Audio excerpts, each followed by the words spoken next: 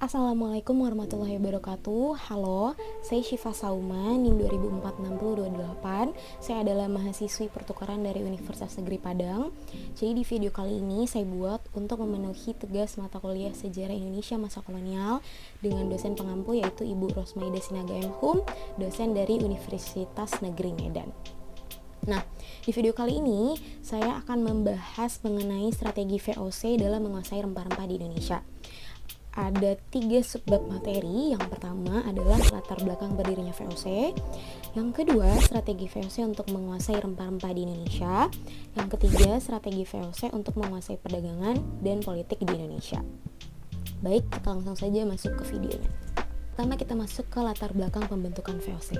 Nah, jadi pada abad ke-16 Portugis sama Spanyol itu menguasai pelayaran ke Asia serta menguasai perdagangan rempah-rempah antara Asia dan Eropa, khususnya perdagangan lada.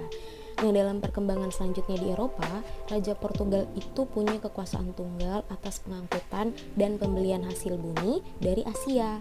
Nah, semua kontrak jual beli hasil bumi itu ditentukan harganya oleh Raja Portugal. Orang-orang Belanda yang dikenal sebagai pedagang ini tuh merasa dirugikan atas tindakannya Portugal tersebut, dan akhirnya mereka itu berusaha mencari jalan keluarnya sendiri untuk menghindari monopoli perdagangannya Portugal. Nah, kemudian dibentuklah Verenigd Oostindische Company atau VOC, yaitu Perserikatan Perusahaan India Timur yang didirikan pada 20 Maret 1602. Nah, VOC ini adalah perusahaan Belanda yang memiliki monopoli untuk aktivitas perdagangan. Seperti yang sudah dijelaskan di sebelumnya, tujuan kedatangan orang-orang Eropa itu untuk mendapatkan keuntungan dan juga kekayaan. Nah, tujuan ini tuh didapat setelah mereka itu menemukan rempah-rempah di Kepulauan Nusantara. Berita tentang keuntungan yang melimpah berkat perdagangan rempah itu menyebar luas. Dengan demikian, semakin banyak orang-orang Eropa itu yang tertarik untuk datang ke Nusantara. Mereka saling berinteraksi dan bersaing meraup keuntungan dalam berdagang. Nah, para pedagang atau perusahaan dagang Portugis itu bersaing dengan para pedagang Belanda, bersaing juga dengan para pedagang Spanyol, dan bersaing juga dengan para pedagang Inggris dan seterusnya.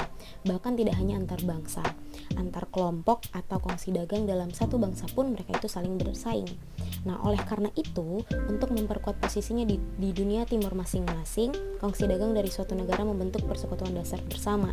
Sebagai contoh, pada tahun 1600 Inggris membentuk ada EAST, yaitu East India Company atau EIC, yaitu kongsi dagang yang kantor pusatnya itu ada di Kalkuta, India. Nah, dari Kalkuta inilah kekuatan dan setiap kebijakan Inggris di dunia timur itu dikendalikan.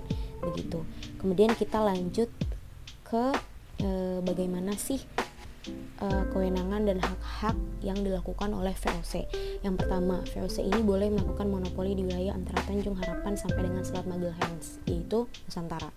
Yang kedua, mereka itu punya angkatan perang sendiri. Yang ketiga, mereka itu boleh melakukan peperangan. Yang keempat, mereka mengadakan perjanjian dengan raja-raja setempat, yaitu di Indonesia. Yang kelima, mereka boleh mencetak dan mengeluarkan mata uang sendiri. Yang keenam, mereka mengangkat pegawai juga sendiri. Dan yang ketujuh yaitu memerintah di negeri jajahan.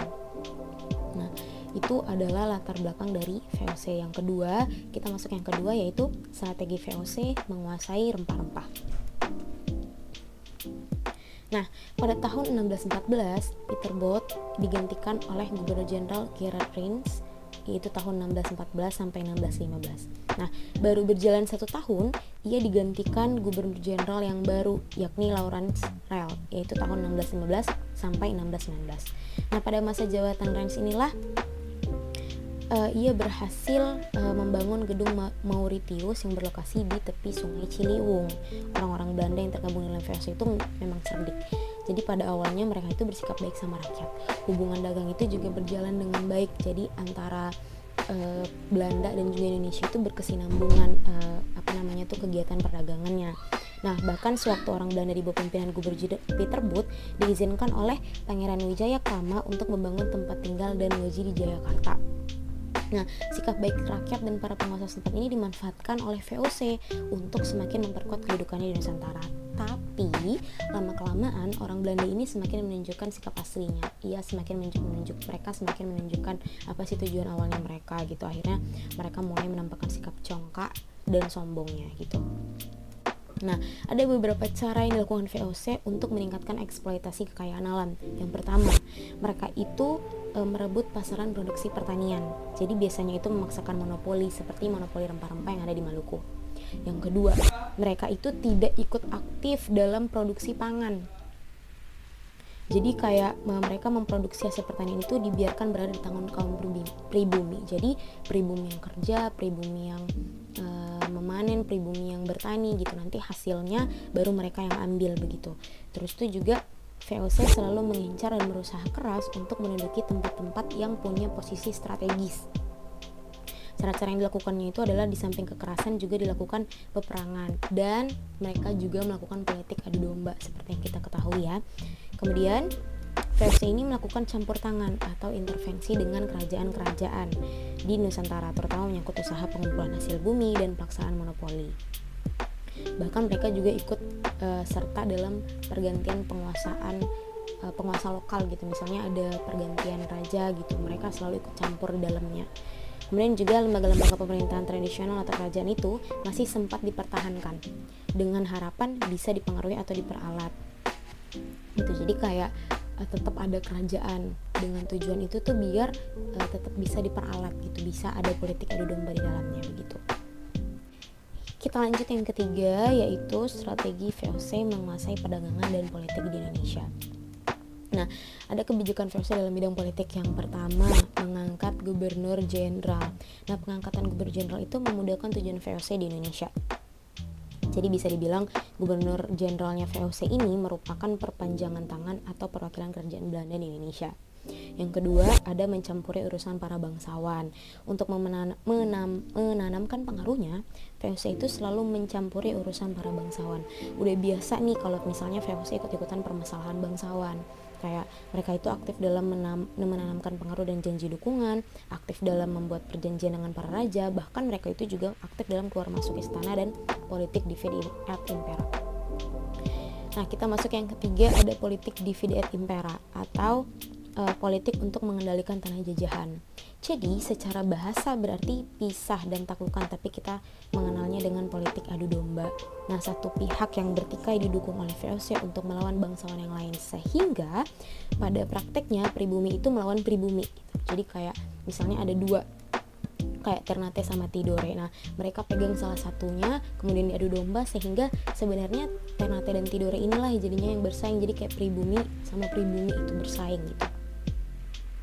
Nah, politik divide et impera ini cukup efektif untuk mencegah bersatunya dan kebangkitan pribumi yang berpotensi untuk mengancam pendudukan VOC.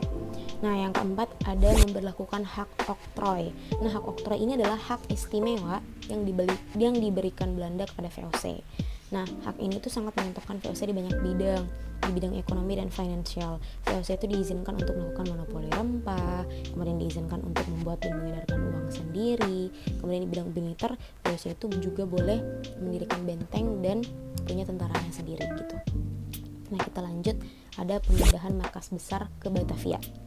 Nah, kebijakan pemindahan markas ke Batavia ini terjadi ketika Gubernur Jenderal Jan Pieter Zoon Koon, markas awal VOC itu ada di Maluku. Nah, terus si Koon ini merasa kalau Maluku itu terlalu kecil sebagai markas besar gitu dan kurang bisa memenuhi semua kebutuhan di tanah jajahan. Nah, kemudian ia tertarik pada Banten, tapi setelah mempertimbangkan beberapa hal, Banten tidak lagi menarik karena pertentangan dengan Inggris, China, dan orang Banten itu sendiri. Nah, lanjut ke kebijakan dalam bidang ekonomi. Nah, ada beberapa kebijakan. Yang pertama ada monopoli perdagangan rempah-rempah, kemudian ada verplichtelevrantie, yaitu penyerahan wajib hasil bumi. Kemudian ada kontingenten, yaitu kewajiban rakyat untuk membayar pajak hasil bumi. Kemudian ada hak ekstirpasi, yaitu hak untuk menebang tanaman rempah-rempah. Kemudian ada pelayaran hung, yaitu pelayaran dengan perahu kora atau perahu perang gitu, untuk mengawasi pelaksanaan monopoli perdagangan VOC. Nah, selanjutnya di bidang sosial budaya ada recognitive paningan. Nah, recognitive paningan ini adalah imbalan atau pembayaran kepada raja-raja di Nusantara oleh rakyat atas jasa-jasa yang diberikan sebagai pengganti rugi atas perdagangannya cengkeh. Nah, apa sih dampak recognitive paningan ini? Nah, dampaknya itu adalah rakyat tuh semakin tertekan. rakyat semakin kelaparan dan kemiskinan itu pun semakin berkepanjangan gitu. Nah, kebijakan recognitive funding ini mirip dengan sistem tanam paksa yang tentunya tetap saja merugikan rakyat. Mungkin hanya sekian yang dapat saya sampaikan mengenai strategi VOC dalam menguasai rempah-rempah di Indonesia. Kurang lebihnya saya mohon maaf. Wassalamualaikum warahmatullahi wabarakatuh.